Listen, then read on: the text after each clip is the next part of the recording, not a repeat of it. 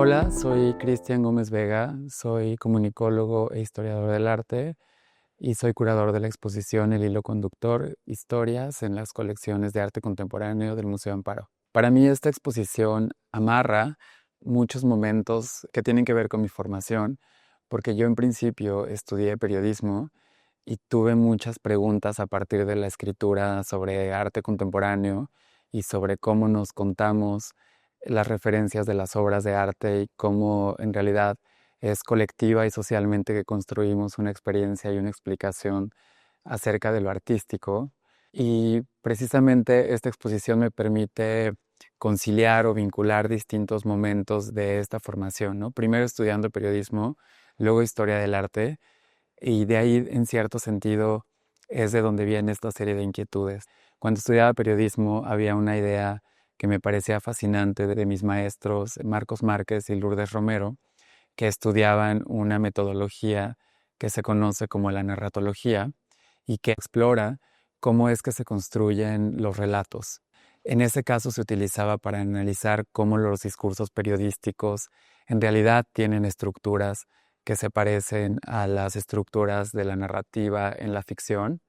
y también analizábamos cómo se construyen las estructuras de la narración en el cine y en el video. Eso es algo que conocemos como montaje. Luego, estudiando historia del arte, para mí fue muy importante entender y hacerme preguntas acerca de cómo en el trabajo de la historia, a partir de la investigación, construimos relatos que ordenan diferentes hechos y datos, y entonces podemos tener una imagen o un relato de un periodo o para contextualizar una obra de arte o un contexto específico. Y digamos como que en ese sentido, esta exposición para mí concilia esos diferentes momentos de mi formación, ¿no? Las preguntas acerca de cómo construimos la realidad social y cómo se construyen nuestras ideas de la historia. Tuve la fortuna desde el año 2020 de participar en el proceso de investigación de la colección de arte contemporáneo del Museo Amparo, un proceso de investigación que coordinó Tatiana Cuevas, y conocí la exposición del tiempo en las cosas, que justo presentaba la colección de arte contemporáneo del Museo Amparo. Al estudiar muchas de las obras del Museo Amparo,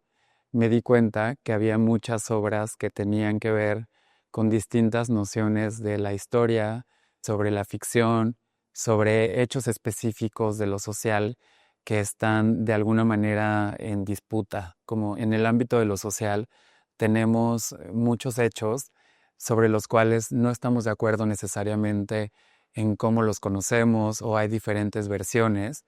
Y esa idea creo que es importante tanto en el periodismo como en el documentalismo, como en la historia, como en el arte. Entonces decidí usar una imagen que tiene que ver con los procesos de escritura. Cuando aprendemos a escribir o cuando aprendemos a contar historias,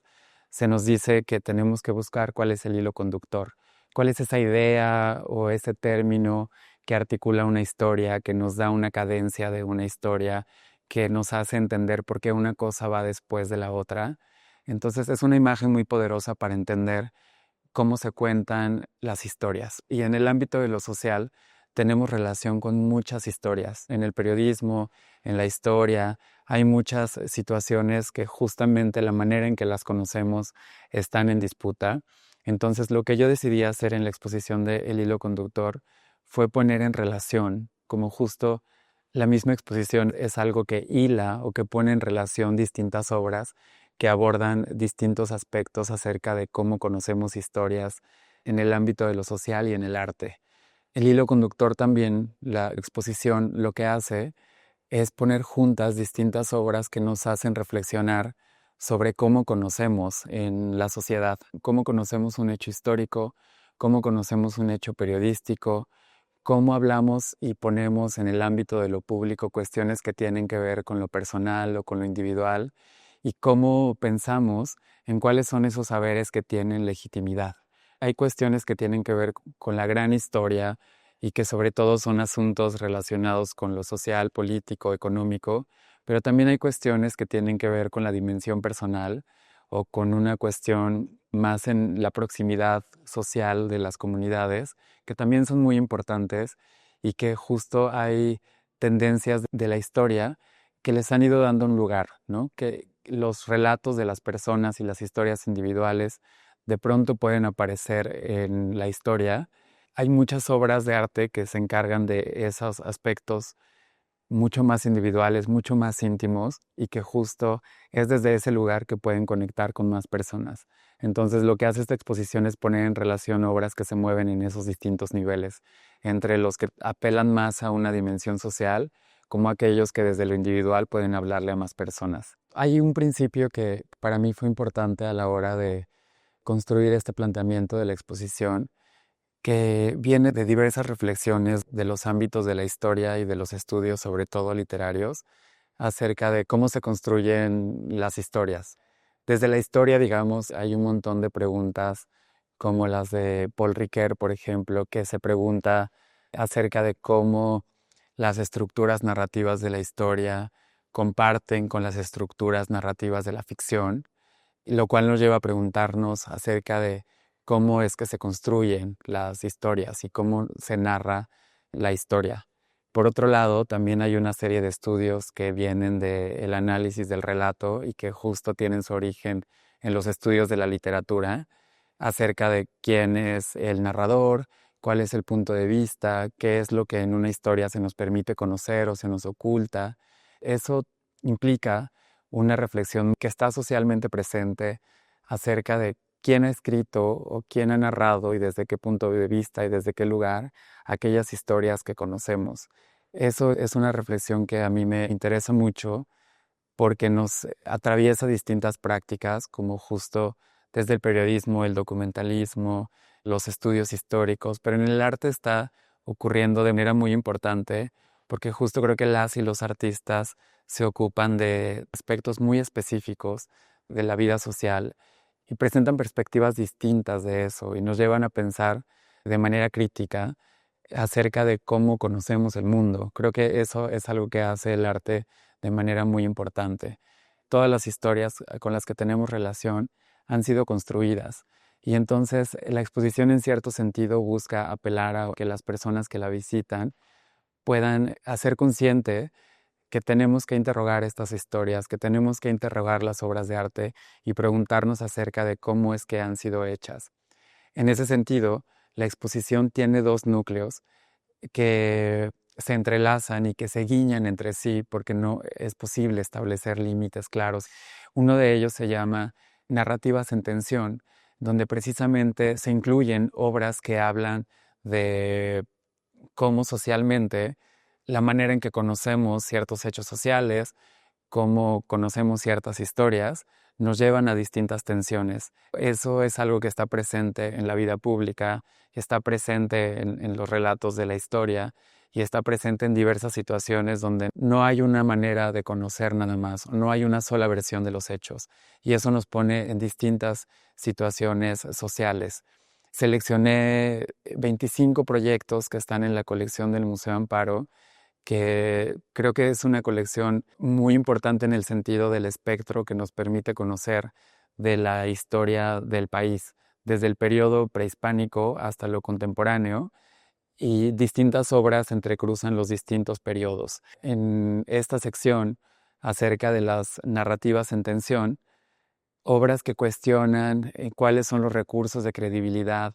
que hay en disciplinas como la arqueología, la investigación, el papel del museo y que nos permiten reflexionar acerca de las instituciones que tenemos también como identificadas como guardianes de una verdad histórica. Entonces, esta sección que se llama Narrativas en Tensión reúne obras que de manera crítica, pero también de manera poética, nos invitan a reflexionar sobre estos asuntos que tienen que ver con la historia. Hay distintas relaciones e interrelaciones entre las obras que me interesan mucho,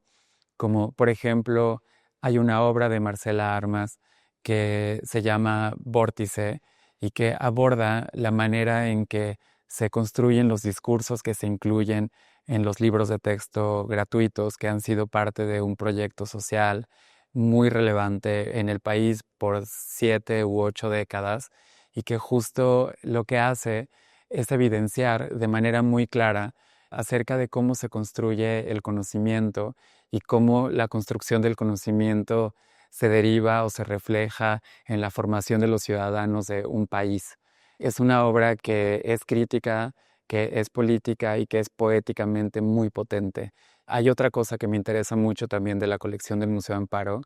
que es que las obras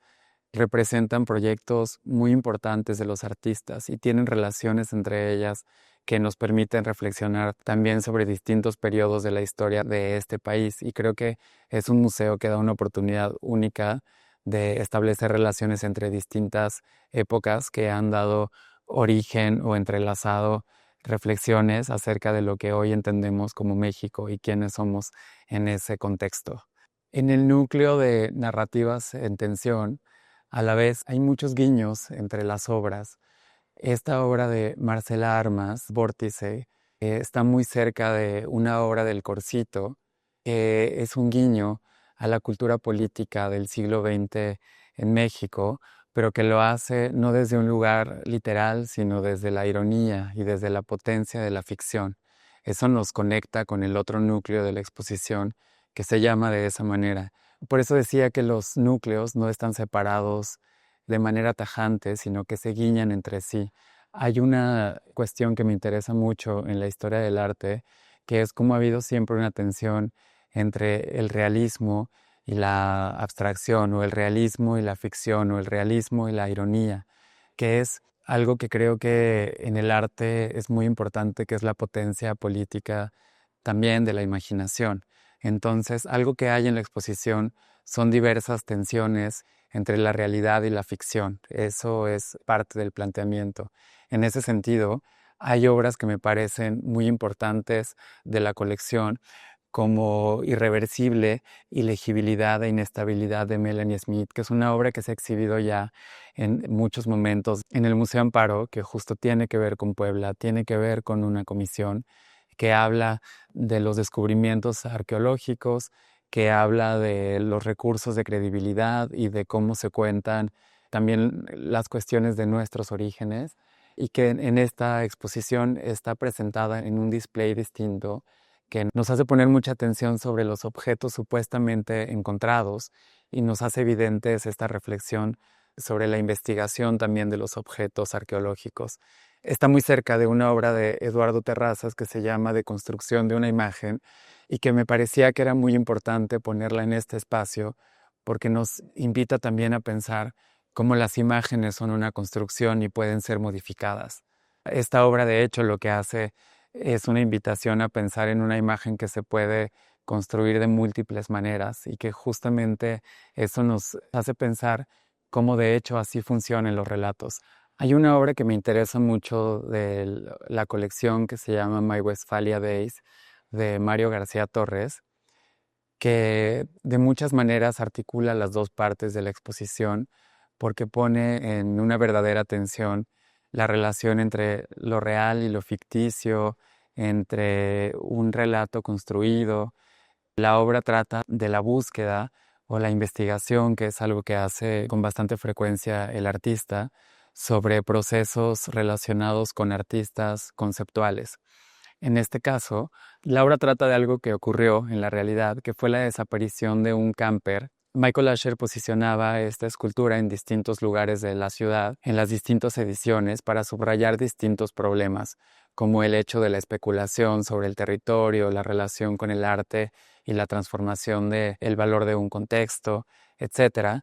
Y algo que hace Mario García Torres es especular sobre un episodio en el que ese camper de Michael Asher desapareció y apareció días después en medio del bosque. Lo que hace en esta obra Mario García Torres es insertarse él mismo en esta historia y especular sobre el origen y qué pasó con la desaparición de esta obra de Michael Asher. Y justo es una obra bastante fascinante porque se trata de un artista que investiga el desarrollo de una obra de otro artista y se inserta él mismo en la historia para llevarnos a imaginar qué pasó con la historia de esa obra. Entonces, en ese proceso,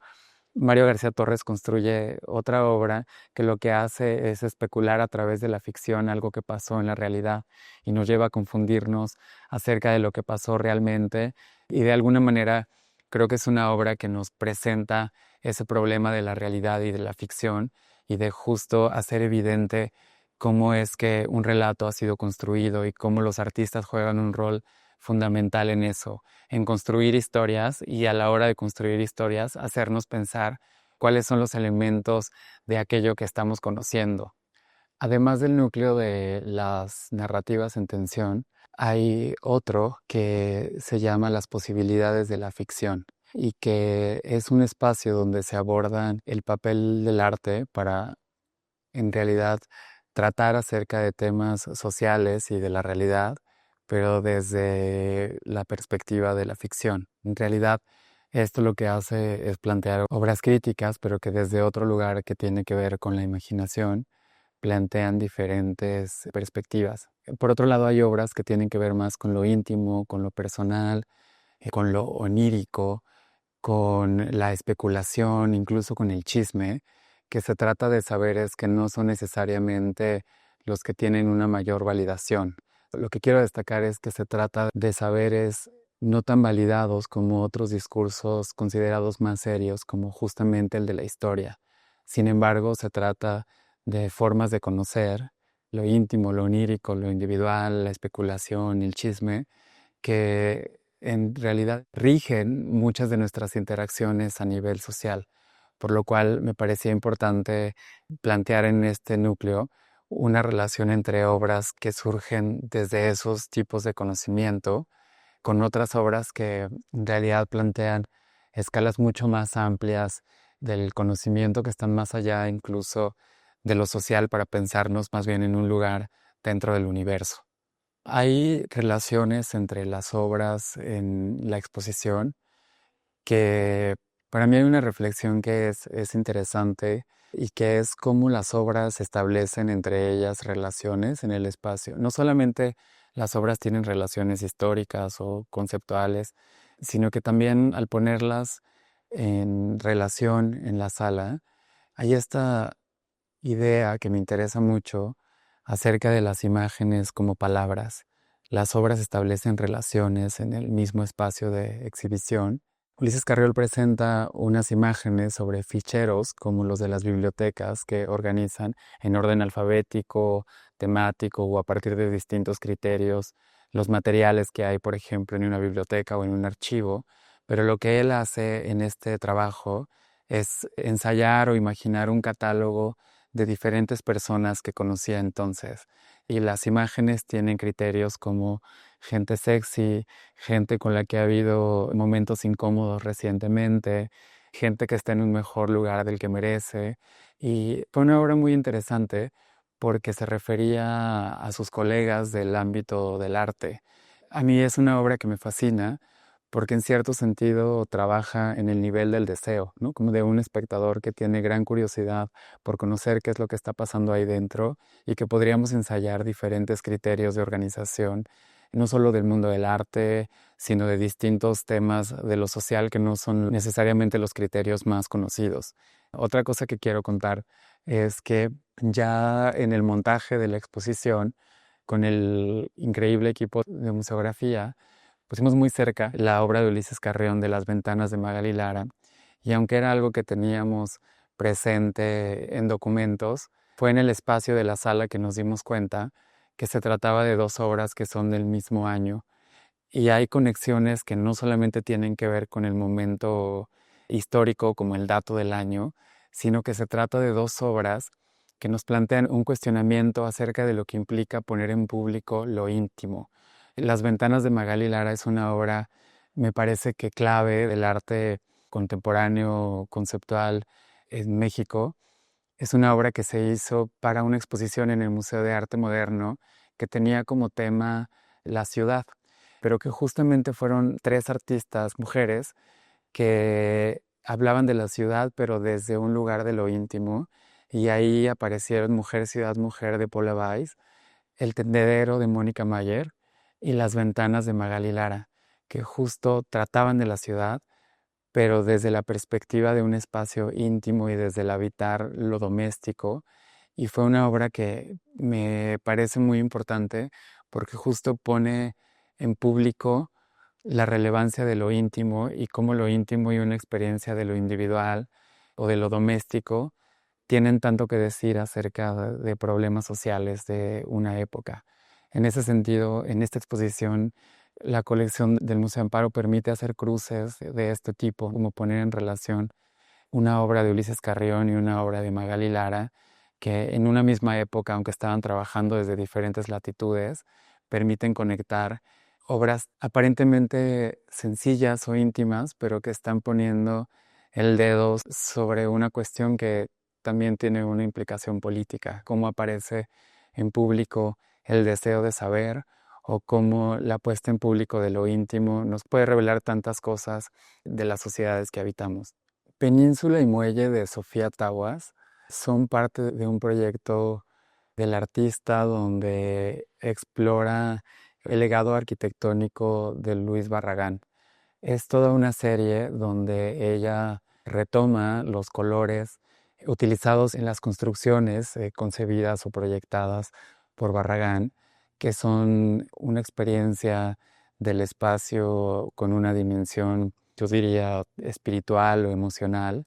Y entonces en ese proyecto la artista retoma esos colores y construye una serie de pinturas que entrecruzan o ponen en relación los colores de las fachadas o de distintos proyectos de Barragán. Y hay otra parte del proyecto en donde ella retoma las estructuras de herrería que hacen parte de las puertas y de las ventanas. En ese sentido, ella retoma estas tramas, justo que permiten ver el adentro y el afuera de estos espacios arquitectónicos, donde además juegan un papel muy importante la artesanía. El legado de Barragán justo es fascinante porque pone en relación un entendimiento arquitectónico moderno, pero también con la artesanía y con una experiencia del cuerpo en los espacios. Entonces, lo que hace Sofía Tawas en estas piezas es dialogar con estas herrerías de las puertas de estas casas y además poner estas piezas de vidrio soplado que recuerdan al papel de la artesanía dentro de los trabajos arquitectónicos de Barragán, pero de una manera mucho más relajada, mucho más orgánica, donde las piezas en cierto sentido cuelgan sin la presión que hay en términos de historia y de narrativa sobre el legado de Barragán. La colección del Museo Amparo tiene obras fascinantes, no solo de contemporáneos, sino también del periodo moderno, lo cual permitió en la exposición hacer algunos guiños y cruces, como la presencia, por ejemplo, del Corcito, o que en el final del recorrido se encuentre Vicente Rojo con una obra que se llama La costumbre de vivir, que es de 1959, y que es una obra interesante porque está en una tensión entre figuración y abstracción. Y me parece que conocemos mucho más el trabajo abstracto de Vicente Rojo. Y en este espacio me gustaba la posibilidad de poder ponerlo en relación muy de cerca de una obra de Chantal Peñalosa, que esta obra de Chantal Peñalosa trata acerca de los recuerdos. La artista le pide a una inteligencia artificial construir una representación de recuerdos de China que tienen que ver con su abuela que vivió un proceso migratorio. Entonces es muy fascinante poder ver los resultados que produce la inteligencia artificial acerca de los recuerdos, porque eso a mí me llevaba a pensar algo que planteaba Borges, que tiene que ver con el hecho de que toda la memoria tiene algo de invención. Entonces poder poner esa obra junto a un Vicente Rojo que lleva por título La costumbre de vivir y que justamente se identifica con el periodo de la guerra o de la posguerra, como le llaman, y también de un proceso migratorio del propio artista, permite hacer unas conexiones que son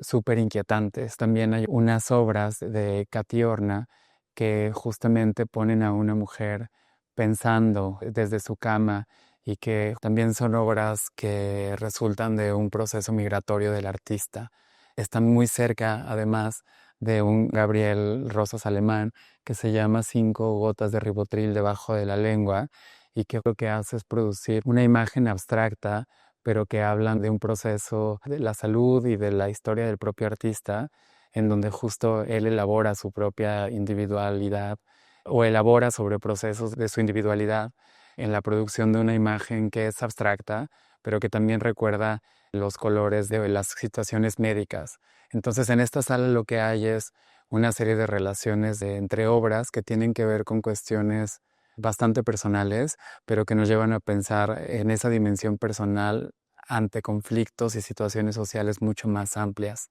Eso también me permite recordar que hay varias obras en la exposición que en ciertos sentidos se están enunciando desde perspectivas como las de la microhistoria, que es un planteamiento que tiene toda una tendencia de investigación, pero que uno de sus principales representantes es Carlo Ginzburg,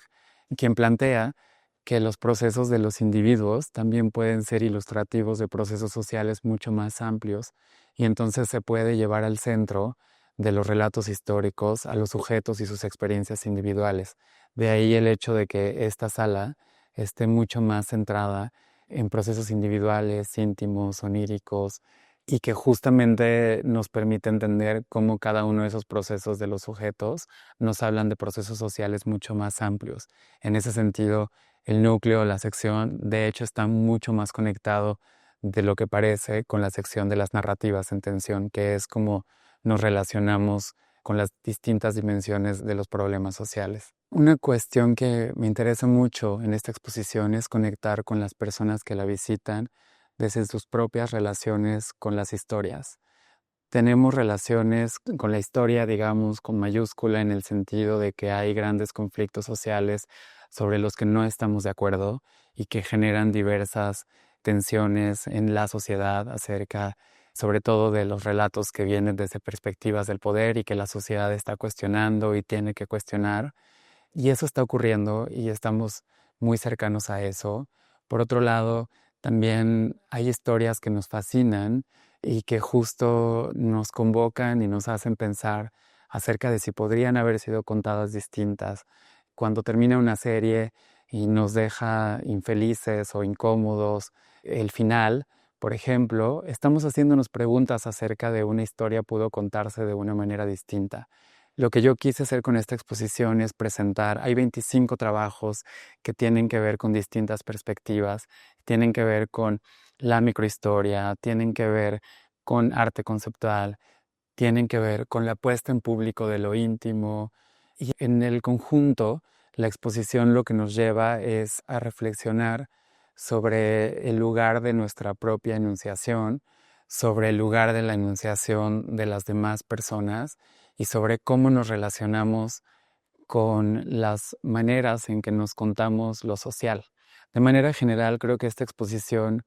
me permitió relacionar distintas reflexiones que tienen que ver con la manera en que nos contamos las historias, tanto cuestiones que están en la reflexión filosófica de la historia, como lo que plantea Paul Ricoeur acerca de cómo la ficción y la historia comparten estructuras narrativas, como algo que propone la escritora Chimamanda Adichie acerca del peligro de una sola historia. Entonces, yo creo que no solo están en la teoría, sino en lo cotidiano. Nos hacemos, incluso por ejemplo, en los chismes o en las historias de nuestras familias, nos hacemos preguntas acerca de la verosimilitud o de la verdad que hay en los datos. Y creo que como conclusión de todo eso, la exposición plantea una reflexión acerca de cómo nos relacionamos con el mundo, con cómo conocemos, cómo cuestionamos los datos, cómo podemos siempre ensayar otras maneras de contarnos nuestros orígenes. El título de la exposición, el hilo conductor, justo nos lleva a imágenes que tienen que ver con los tejidos, con los bordados, con las tramas, y aunque no sepamos hacerlo manualmente, sí pensamos en esas estructuras y cómo las cosas han sido tejidas o tramadas o interrelacionadas, y en cierto sentido me parece que hay detrás de todo el planteamiento de la exposición una idea crítica. Y me interesa mucho esta idea de la crítica como una posibilidad de pensar en las estructuras de las cosas, de pensar cómo las cosas están tramadas o construidas o bordadas, y justamente interrogar cuáles son las estructuras de las cosas es una actitud crítica que nos va a llevar con mucha frecuencia y con mucha facilidad a preguntarnos acerca de si las cosas podrían ser distintas.